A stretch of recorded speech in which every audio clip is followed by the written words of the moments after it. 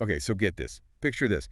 You're at like this super prestigious boarding school in England, right? Right. Like the kind of place where, you'd think nothing bad could ever Oh, happen, right? yeah, totally. Blundell School, that's the place. Sounds all idyllic and stuff, right? But Yeah. then, bam, Yeah. this story comes out that'll just like totally chill you to the bone. Yeah, you're not kidding. I mean, it's like something out of a movie or something. Really makes you think about like nowhere is truly safe, you know? Okay, so basically we're talking attempted murder here. Yeah. And not just like a one-off heat of the moment thing. This was Oh, calculated. yeah, absolutely. Premeditated, the whole 9 yards. This 17-year-old kid, one of the students there, attacks two of his classmates and a teacher. Brutal. Like seriously. And get this, the weapon of choice. Let me guess. A cricket bat. This is England after all. Nope, even crazier. Count them, 3 claw hammers. Whoa. Okay, that's intense. Right. And it gets weirder. He's found in his dorm room after the whole thing goes down, wearing nothing but his boxers. Like, what's that about? I mean, that's got to be some kind of psychological break, right? I don't know. It adds this whole other layer of bizarre to the whole thing. It's like something out of a horror movie, only it's real life. And we're diving deep into all of it today, right here.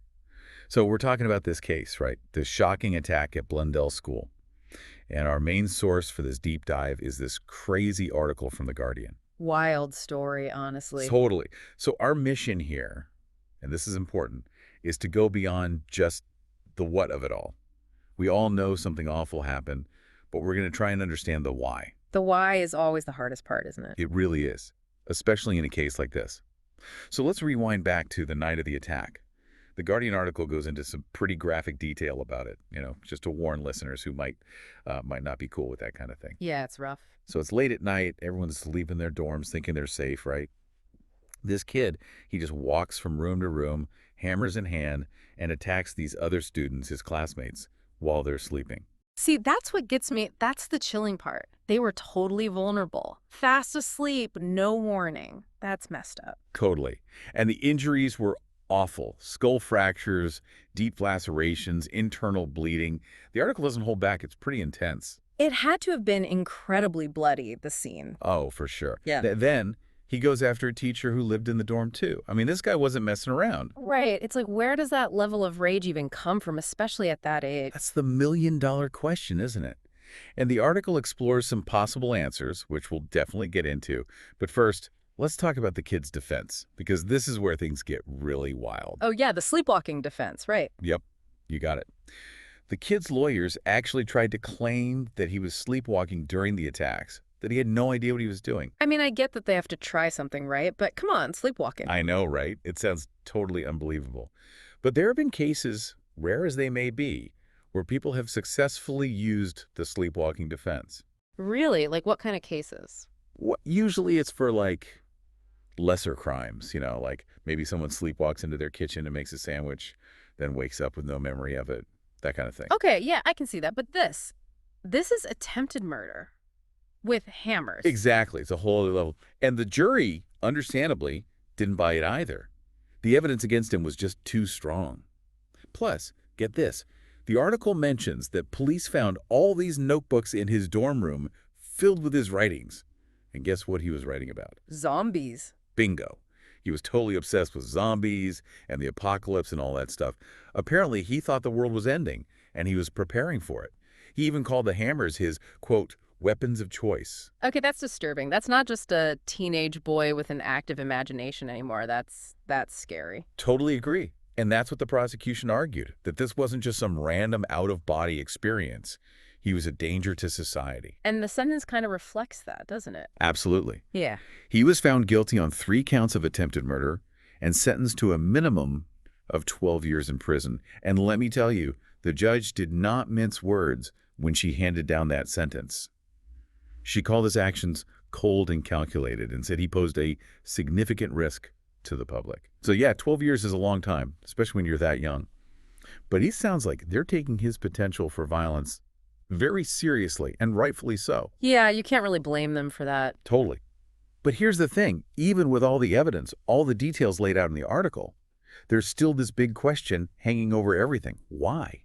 Like, why did he do it? What pushed him to that point? Right. And this is where things get even more complex. See, the article mentions that the boy was diagnosed with autism spectrum disorder when he was younger.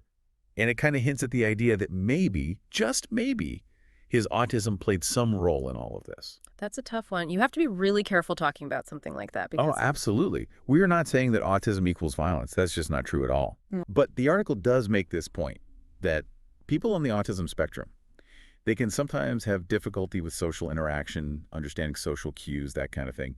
And that can lead to feelings of isolation, frustration, even anger sometimes. right, I can see that. And on top of that, remember his obsession with these zombie apocalypse? Hmm.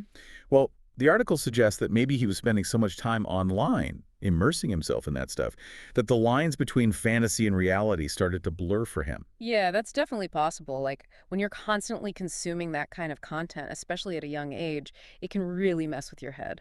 Totally. It makes you think about all the violence kids are exposed to these days through video games, movies, the internet, all of it. It's a lot, more than any previous generation. And maybe, just maybe, for someone like this kid who was already struggling with social isolation, maybe all that exposure just pushed him over the edge. It's impossible to know for sure, but it's definitely something to think about. And that's the thing, isn't it? Even with all the evidence, the trial, the expert opinions, the why behind this case, it might always remain a mystery. Yeah, and that's a scary thought in itself. Totally. Because if we can't fully understand why something like this happens, how can we ever hope to prevent it?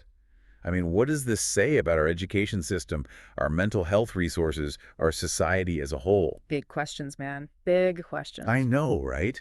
And I don't pretend to have all the answers. But I think this case, as disturbing as it is, forces us to confront some uncomfortable truths about the world we live in. It makes us question everything we thought we knew about safety, security, and the human psyche. And maybe, just maybe, by asking those tough questions, by having these uncomfortable conversations, we can start to create a world where something like this never happens again. I hope so. I really do. Me too. But for now, I think that's all the time we have for today's deep dive. It's been heavy, I know, but these are the conversations we need to be having. So thank you for listening, for engaging with this difficult topic, and for joining us on this journey to understand the complexities of the human experience. Yeah, thanks for having me. Always good to be here. And to our listeners, keep those questions coming, keep those conversations going, and we'll see you next time for another deep dive.